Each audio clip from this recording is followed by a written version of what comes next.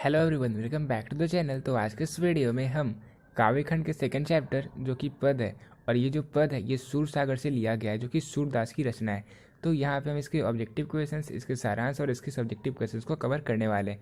तो चलिए इस वीडियो को स्टार्ट करते हैं ऑब्जेक्टिव के साथ। तो क्वेश्चन नंबर फर्स्ट है, सूर्य का जन्म कब माना जाता है। तो वैसे तो बहुत सारी धारणाएं बनी हुई है कि सूर्य का जन्म कोई कहता है कि इस साल हुआ था, कोई कहता है इस साल हुआ था। लेकिन अगर आपसे ये क्वेश्चन एग्जाम में पूछा जाए, और बहुत बार पूछा जा चुका है, तो आपको क्या आंसर करना है। तो आपको आंसर करना है कि सूरदास जी का जन्म हुआ था 1478 में, यानी कि क्वेश्चन नंबर फर्स्ट का आंसर हो जाएगा ऑप्शन नंबर ए 1478 में। फिर अब सेकेंड नंबर क्वेश्चन है, सूरदास की अभिरुचि किस में थी।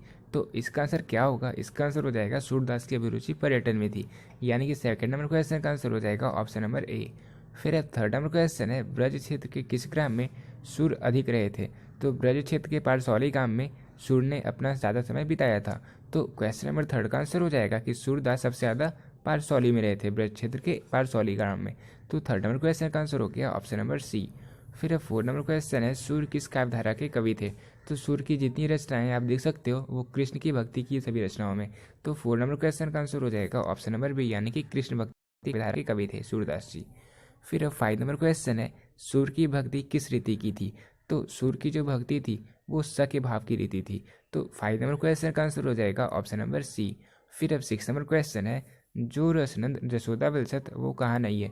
तो जिस रस के लिए जसोदा विलसत रही है वो कहाँ नहीं है, तो वो तीनों लोकों में नहीं है। तो सिक्स नंबर क्वेश्चन का आंसर हो जाएगा ऑप्शन नंबर बी। अब सेवन नंबर क्वेश्चन है, सूर्य काव्य का कौन सा अंश हिंदी साहित्य की अमूल्य निधि के रूप में स्वीकृत है।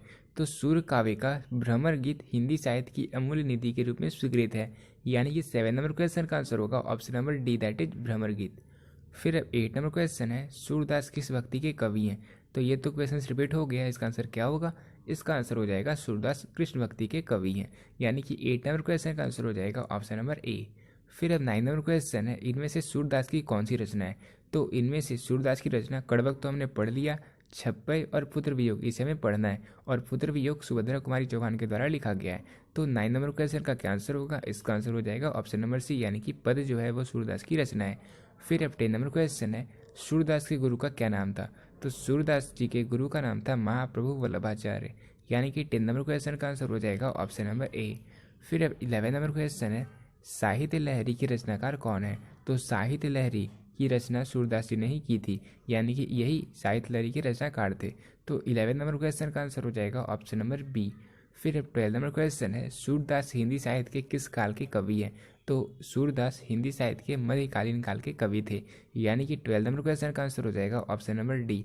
और ये सारे क्वेश्चंस मैं फिर से रिपीट कर दूं, आप सभी के लिए बहुत ज़्यादा इंपॉर्टेंट है, किसी भी क्वेश्चन का आपको स्किप नहीं करना, ठीक है। फिर थर्टी नंबर क्वेश्चन है, सूरदास के काव्य की भाषा कौन सी थी। तो सूरदास अपनी रचना ब्रज भाषा में करते थे, यानी कि थर्टी नंबर क्वेश्चन का आंसर हो जाएगा option number A, that is Braj भाषा में। फिर अब क्वेश्चन नंबर 14 है, सूरदास का जन्म स्थान कौन सा है। तो सूरदास जी का जन्म कहाँ हुआ था। तो इसमें भी बहुत सारी मान्यताएं हैं, लेकिन जो मान्यता सबसे सटीक है वो है कि इनका जन्म दिल्ली के निकट से ही नामक ग्राम में हुआ था, यानी कि 14 नंबर क्वेश्चन का आंसर हो जाएगा ऑप्शन नंबर ए। फिर अब 50 नंबर क्वेश्चन है, ब्रज भाषा के प्रारंभिक कवि का नाम बताइए। तो ब्रज भाषा के जो प्रारंभिक कवि थे वो थे सूरदास जी, यानी कि 50 नंबर क्वेश्चन का आंसर हो जाएगा ऑप्शन नंबर बी। फिर अब 60 नंबर क्वेश्चन है, इनका निधन कब हुआ था। सूरदास जी का निधन कब हुआ था। तो सूरदास जी का निधन हुआ था 1583 में। तो इसका आंसर क्या हो जाएगा, इसका आंसर हो जाएगा ऑप्शन नंबर सी, यानी कि सूरदास जी का निधन 1583 में हुआ था। और इनका जन्म कब हुआ था ये हमने पहले ही देख लिया। अब 70 नंबर क्वेश्चन है, ब्रज भाषा की विशेषता क्या है।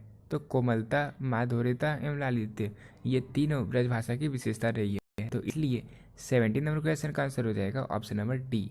फिर अब 80 नंबर क्वेश्चन है, और ये लास्ट ऑब्जेक्टिव क्वेश्चन है, सूरदास के पद किस पुस्तक से लिया गया है। तो ये मैंने आपको स्टार्ट में ही बताया था कि ये जो पद है ये सूरदास की रचना सूरसागर से लिया गया है। तो 80 नंबर क्वेश्चन का आंसर हो जाएगा ऑप्शन नंबर ए। तो अब हम इस चैप्टर के कंप्लीट सब्जेक्टिव क्वेश्चंस को कवर करने वाले हैं। तो क्वेश्चन नंबर फर्स्ट है, प्रथम पद में किस रस की व्यंजना हुई है।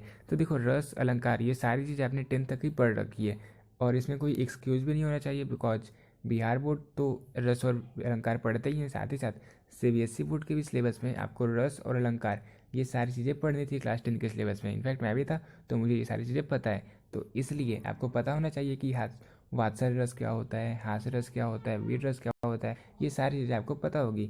वात्सल्य रस में माँ और बेटे के रिश्तों का वर्णन किया जाता है। ठीक है, तो देखो सूरदास रचित प्रथम पद में वात्सल्य रस की वंदना हुई है। वात्सल्य रस के पदों की विशेषता ये होती है कि इसे पढ़कर पाठक जीवन की नीरस और जटिल समस्याओं को भूलकर उनमें तयमन और विभोर हो जाता है। यानी कि उसे पढ़ने पर जो पाठक होता है वो सब कुछ भूल जाता है और वो जो काव्य होता है उसे पढ़ने में बिल्कुल लीन हो जाता है। और प्रथम पद में दुलार भरे कोमल मधुर स्वर में सोए हुए बालक, यानी कि प्रथम पद में जो कृष्णा है, जो कृष्ण जी है वो सोए हुए हैं, तो उन्हें भोर होने की सूचना दी जाती है कि उन्हें जगाया जा रहा है। ठीक है, तो ये हमने प्रथम पद में पढ़ा था। प्रथम पद में किस रस की वंदना हुई है, तो प्रथम पद में वात्सल्य रस की वंदना हुई है। तो क्वेश्चन नंबर फर्स्ट को हमने क्लियर कर लिया और ये क्वेश्चन आपके एग्जाम में कई बार पूछा जा सकता था और पूछा गया भी है। तो ठीक है, क्वेश्चन नंबर फर्स्ट क्लियर। अब सेकेंड नंबर क्वेश्चन है, गाय किस ओर दौड़ पड़ी। तो देखो भोर हो गई है, दुलार भरे कोमल मधुर स्वर में सोए हुए बालक कृष्ण को भोर होने का संकेत देते हुए जगाया जा रहा है। तो इन्हें अब जगाया जा रहा था, तो प्रथम पद में भोर होने के संकेत दिए गए हैं। कमल के फूल खिल उठे हैं, पक्षीगण शोर मचा रहे हैं, गाय अपनी गौशाला से अपने अपने बच्चों को दूध पिलाने तो दौड़ पड़ी है।